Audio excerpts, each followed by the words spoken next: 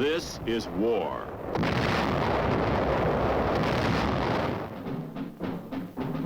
War and its masses. War and its men.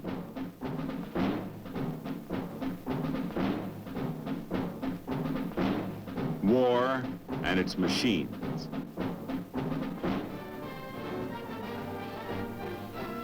Together they form the big picture.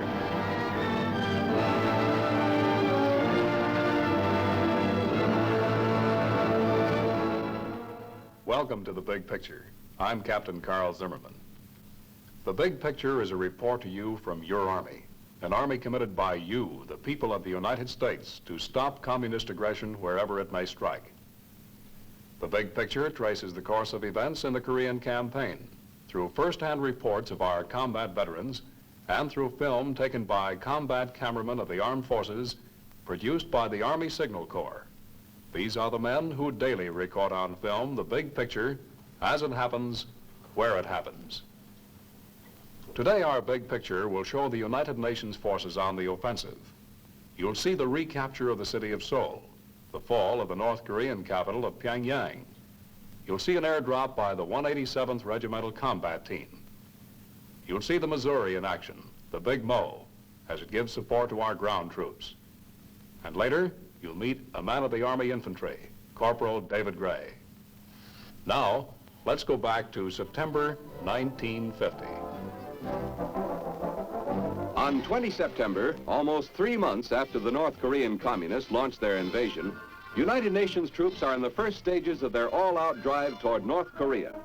5 days previously, they went from the defensive to the offensive, when U.S. Marines made an amphibious landing 150 miles behind the enemy lines at Incheon.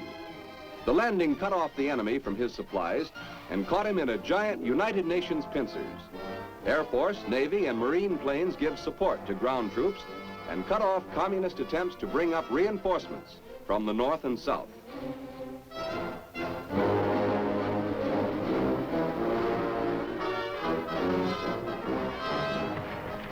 Exactly 3 months to the day after the city of Seoul fell to the communist invaders, UN forces recapture this South Korean capital.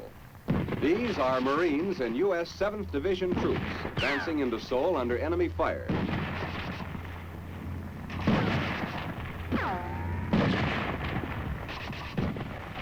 Street fighting rages throughout the city. The Reds have fortified many of the buildings, and Red tanks may appear around any corner.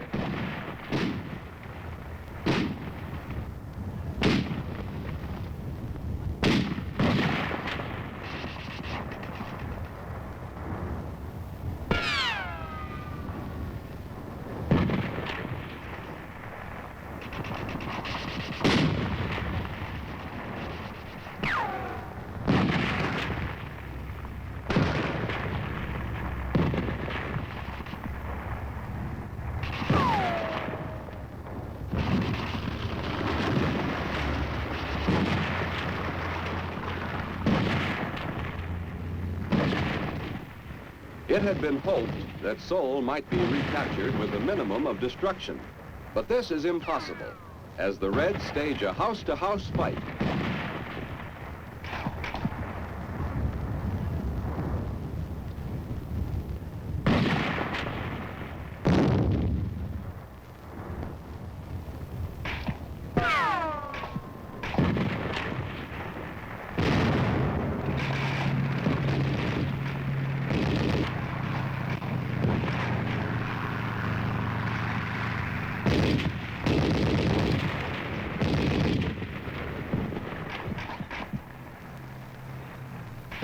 After a 5-day battle for Seoul, General MacArthur announces the city's recapture on 26 September.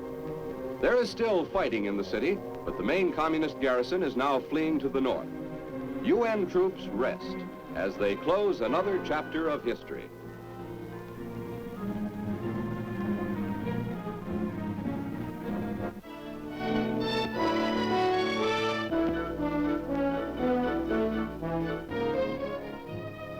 At the Ashiya Air Base in Japan during the battle for Seoul, the 187th Airborne Regiment arrives from the United States. Ammunition and other supplies are loaded on unit vehicles which will be flown to Korea.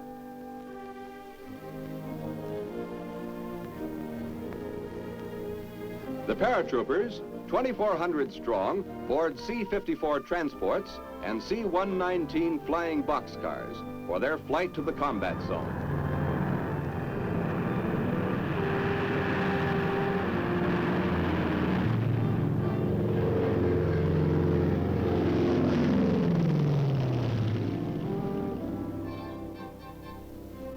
Kimpo Airfield is the destination.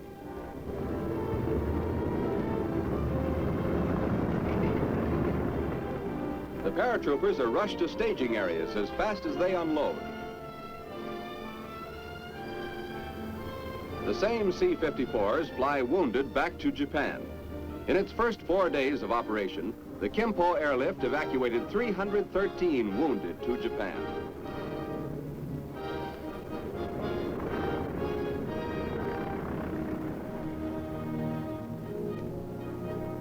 Cargo and passenger planes are coming into Kimpo at a rate of 1 every 10 minutes. Typical cargo is this disassembled 280-ton bridge. These ponton boats are part of the bridge, which was shipped entirely by air. The airfield is inspected by Air Force leaders past and present. In the group are General George C. Kenney, Commanding General, Air University, Lieutenant General George C. Stratemeyer, Commanding General, U.S. Far East Air Forces, and General Carl Spaatz, retired, former commander of the U.S. Air Force. In the background is a captured Yak fighter plane found in good condition. Now land-based at Kimpo are Marine carrier planes aiding in the tactical support of ground forces north of Seoul. This F-7F Tiger Cat night fighter proves especially valuable during this stage of the fighting north of Seoul. F-7Fs are equipped with radar and are very effective against convoys and troop concentrations at night and in bad weather. These Tiger Cats and Corsairs are being loaded with 5-inch rockets for a strike near Seoul.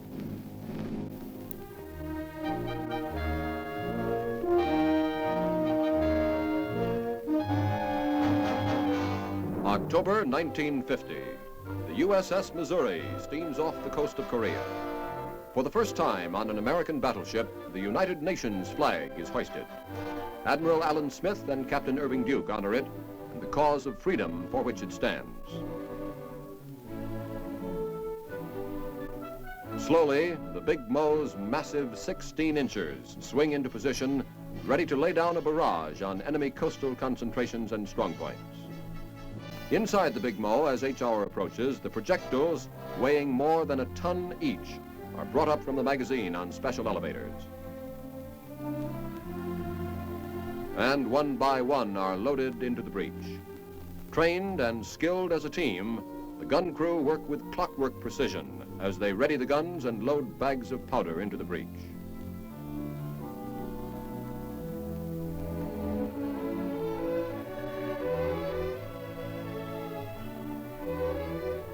An officer takes a last-minute reading on the target and everything is set. Gun covers off. The last seconds tick away. 5, 4, 3, 2, 1, fire!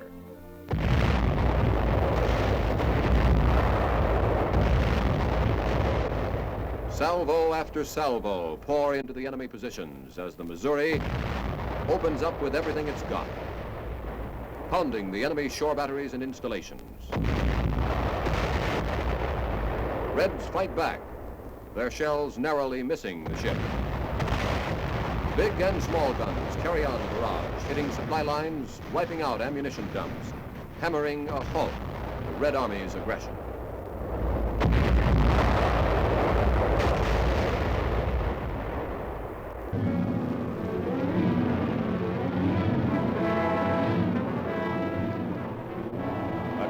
Typhoon hits the U.S. Sakai Army base in Japan. With rain and wind ranging up to 110 miles per hour, it is the worst storm to hit Japan in 16 years. Corrugated metal roofing flies through the air like paper.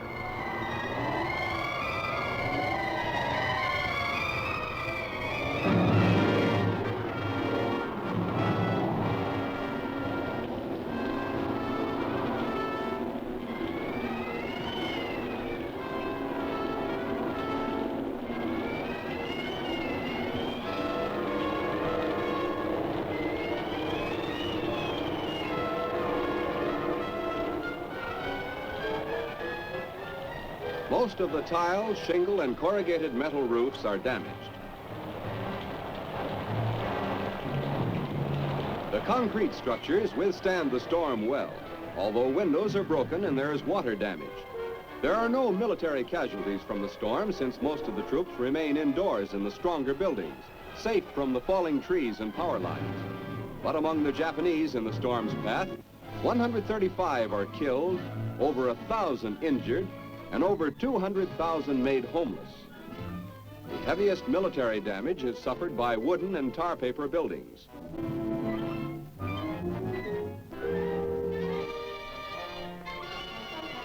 These tropical storms are expected near the Sea of Japan at this time of the year.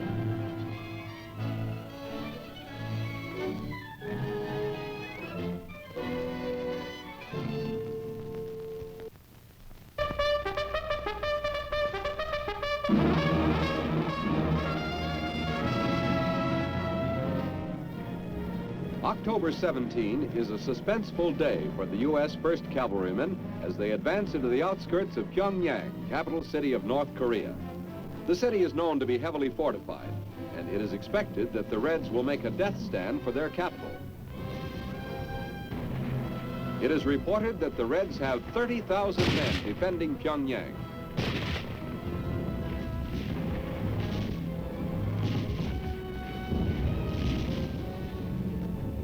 Another Red is added to the 75,000 captured so far.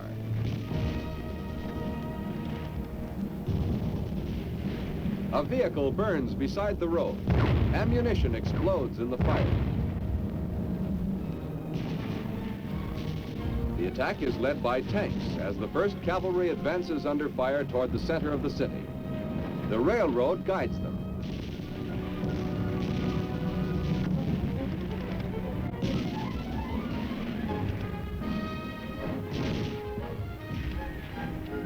Then, surprisingly, the enemy fire weakens as U.S. infantrymen reach the heart of the city. The Reds are withdrawing.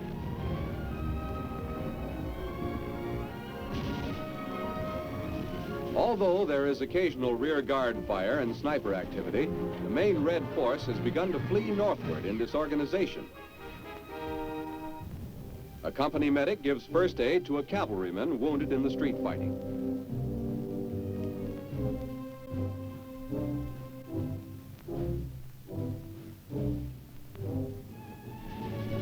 As the 1st Cavalrymen overrun the city, South Korean troops join them.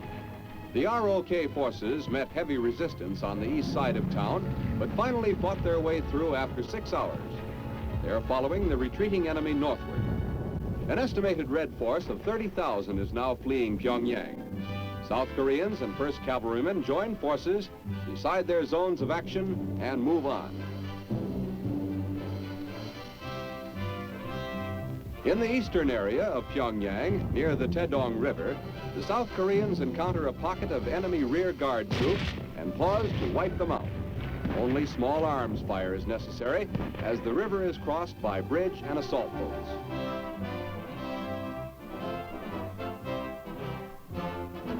As UN forces take over the city, the North Korean Communist government has vanished, presumably having fled north across the Manchurian border. The heavily fortified capital of Korean communism is now under the United Nations flag. This was a hard blow for the North Koreans, the fall of their capital city, Pyongyang. While this action was going on, Corporal David Gray, machine gunner, was serving with Task Force Walker. Well, Dave, tell us, what was your mission with this task force? Well, our mission on Task Force Walker was that we was being used as more or less a guerrilla force, just like the rest of the outfits were having trouble with guerrillas. We was designated as American guerrilla force to knock them out. Mm-hmm. Were you trained for this type of fighting? We was trained here in the States before we went overseas. That was our main training in the States. Did you take a lot of prisoners here, Dave?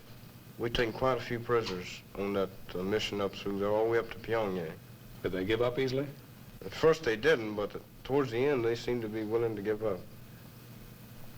Did you speak to any of the prisoners, Dave? I spoke to quite a few of them. I spoke to one officer that gave up there.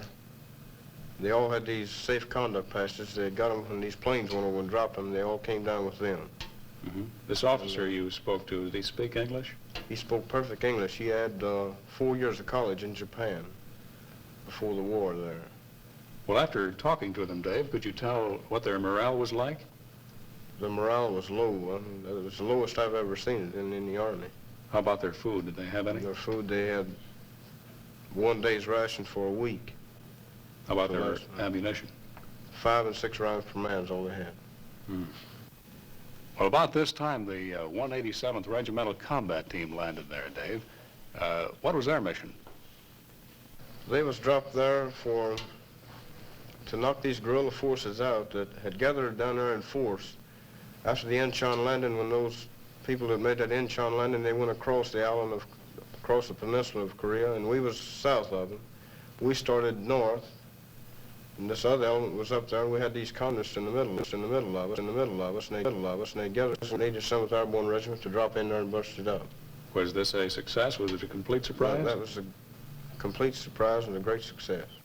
Well, Dave, you might describe the landing of the 187th.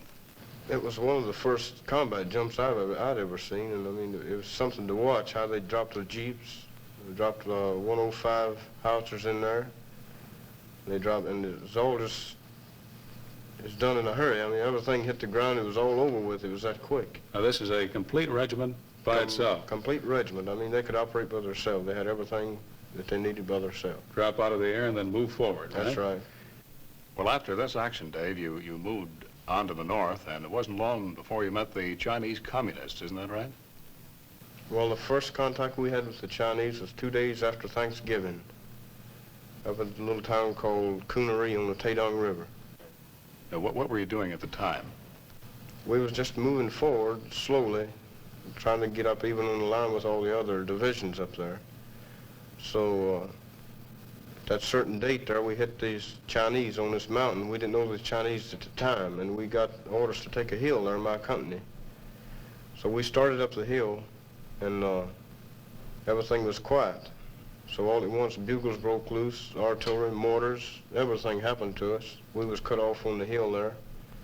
And we couldn't go neither way. We couldn't go backwards, we couldn't go forward, so we just stuck there. We had to fight it out right there.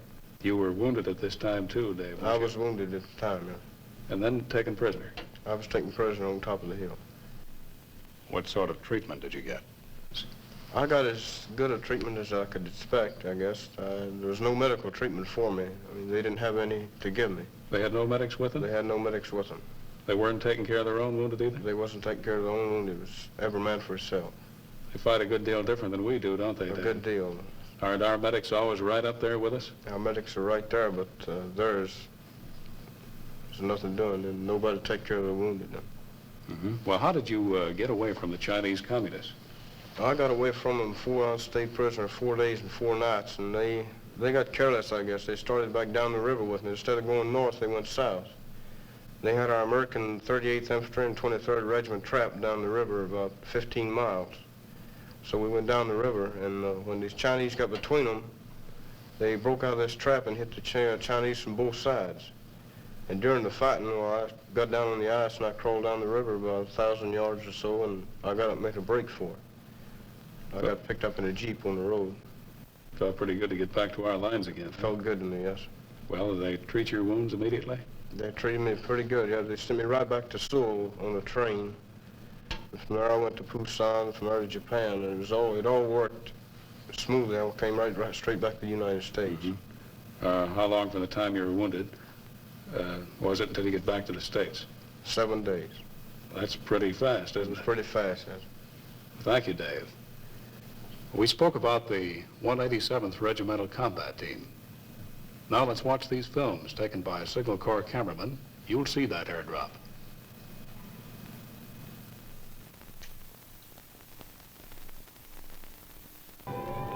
As UN forces take the North Korean capital at Pyongyang, a new threat to the Reds gets underway at Kimpo Airfield. Paratroopers of the 187th Airborne Regiment plan to jump ahead of the Reds fleeing Pyongyang, cutting off their escape route to the border.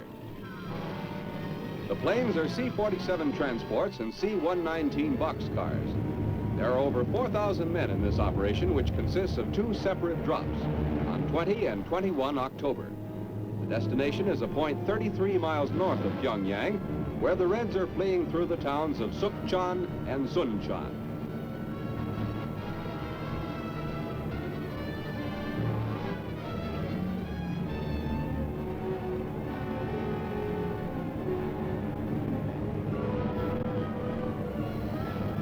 And here they go.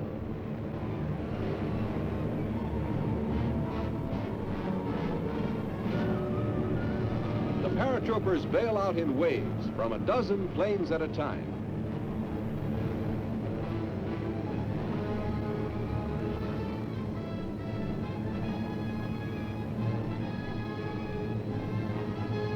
On the ground, there is practically no opposition. The attack comes as a complete surprise.